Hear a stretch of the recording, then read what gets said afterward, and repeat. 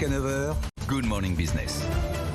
Il est 7h43. On était assez fiers de l'image hier, sous la pyramide du Louvre. On a réussi à réunir toutes les licornes françaises, les 12 de l'année 2021, dont vous faites partie, Pascal Gauthier, PDG de Ledger, mais aussi ceux qui vous ont précédé, les 9 autres licornes françaises. Vous étiez tous sur la scène de BFM Award, on vous voit à l'image là. C'est un moment incroyable quand même parce que, et vous l'avez très bien résumé d'ailleurs pendant la soirée, c'est un moment incroyable parce qu'on mesure physiquement, pardon pour un spécialiste de la virtualisation et des crypto-monnaies, on mesure physiquement que la French Tech, ça y est, on est arrivé à franchir un cap, on a des champions mondiaux comme vous, et on peut être fier des talents et des ingénieurs et des commerciaux français.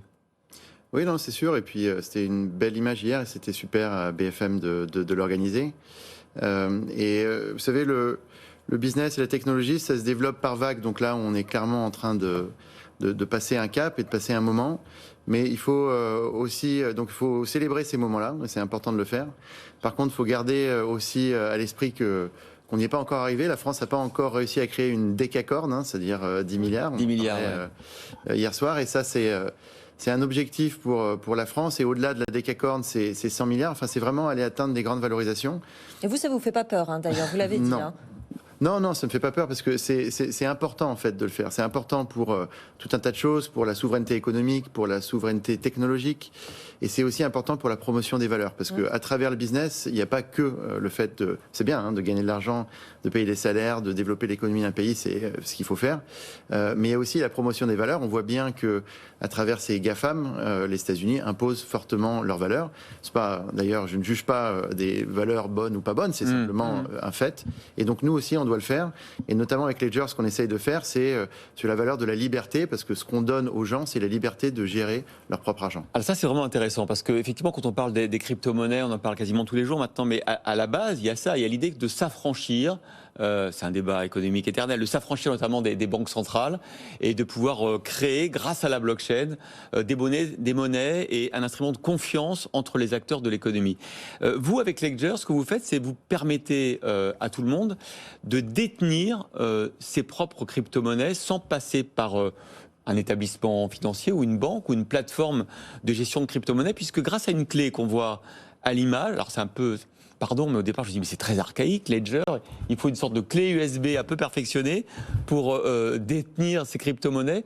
Pourquoi c'est mieux d'avoir cette clé plutôt que de mettre son argent sur une plateforme de crypto ? Alors, là, en l'occurrence, l'exemple que vous prenez, c'est pas forcément mieux ou moins bien. D'abord, c'est un choix de savoir si on veut confier son argent à une banque ou si on veut le gérer soi-même.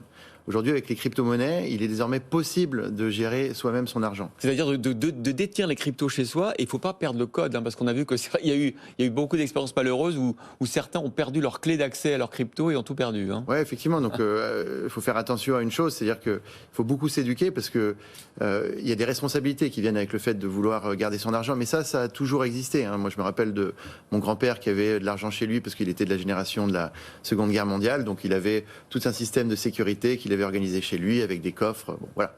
Donc quand on s'occupe de sa propre sécurité, il faut y réfléchir, il faut savoir ce qu'on fait, il faut bien se documenter, mais ça vient aussi avec énormément d'avantages, c'est-à-dire qu'on est maître chez soi. Alors, donnez-nous des exemples, des outils que vous avez mis en place chez Ledger pour gérer soi-même justement ces crypto-monnaies.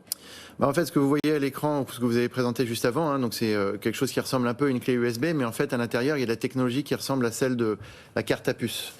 Et en fait, ce produit, c'est une sorte de validateur. En fait, c'est pour prouver que vous êtes bien propriétaire de vos monnaies. Mais en fait, tout se passe sur votre téléphone ou sur votre ordinateur, où vous avez une interface qui s'appelle Ledger Live, et dans laquelle vous allez gérer vos crypto-monnaies. Et là, vous pouvez faire tout un tas d'opérations. Vous pouvez en acheter, vous pouvez les vendre, vous pouvez les échanger entre elles. C'est-à-dire, si vous avez du Bitcoin et que vous voulez de l'Ethereum, vous pouvez le faire.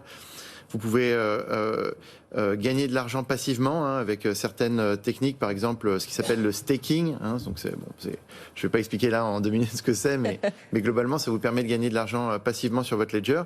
Et on a tout un tas de services comme ça qui arrivent et qui vont être mis à disposition du consommateur, où à la fin vous êtes responsable de votre argent et vous le contrôlez, et ensuite vous décidez comment vous voulez l'utiliser. Alors vous êtes un défricheur, évidemment, parce que ce nouveau monde qui s'ouvre à nous, des cryptos, des NFT aussi, hein, des tokens. D'ailleurs, on vous a attribué un token des BFM Awards hier. Je ne sais pas s'il est déjà aussi. Vous allez voir votre compte et si vous l'avez déjà mis sur votre clé et quelle valeur il a, on verra. Non, mais c'est vrai que c'est intéressant parce que, en fait, avec Ledger, on revient à l'origine, c'est-à-dire que les crypto-monnaies, c'est pas forcément pour les confier à un tiers qui va les gérer, qui peut faire faillite, qui peut disparaître avec notre argent. Là, on est sûr que de manière solide, on a la clé d'accès à notre crypto. Oui, voilà, c'est une certitude et puis c'est très nouveau parce que tout ce que vous venez d'expliquer, c'est exactement ça. Parce qu'il y avait les crypto-monnaies et puis maintenant il y a les NFT. Et en fait, on change de web, on parle de Web 3 maintenant. Et le Web 3, c'est le web de la possession. Le Web 2, en fait, nous a dépossédés de tout. En fait, dans le Web 2, donc c'est le web d'avant, hein, rien ne nous appartient, tout appartient à Google, tout appartient à Apple, tout appartient à Facebook. Si vous regardez votre vie physique, des choses vous appartiennent. Vous avez votre voiture, vous avez votre maison.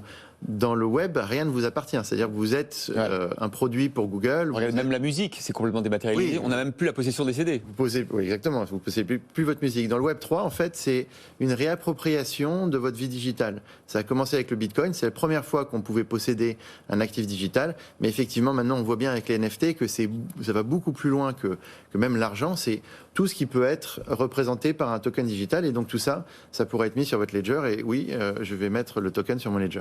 Bon, c'est formidable. 1,5 milliard déjà, est-ce que vous serez la première décacorne française ?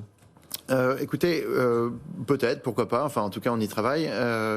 Mais il a été dit hier que, pour moi, effectivement, la valorisation, c'est une représentation du succès. Ensuite, c'est pas l'alpha et l'oméga.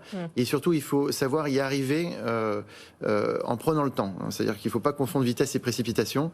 Donc pour nous, il y a une belle étape qui a été passée, c'était 1,5 milliard. On réfléchit bien sûr à notre valorisation parce que aussi ça fait notre compétitivité.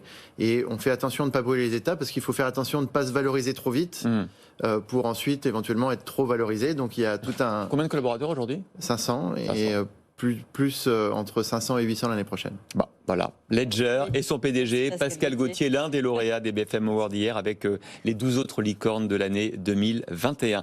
Merci beaucoup d'avoir été hier soir et ce matin avec nous. Merci à vous. C'est un plaisir.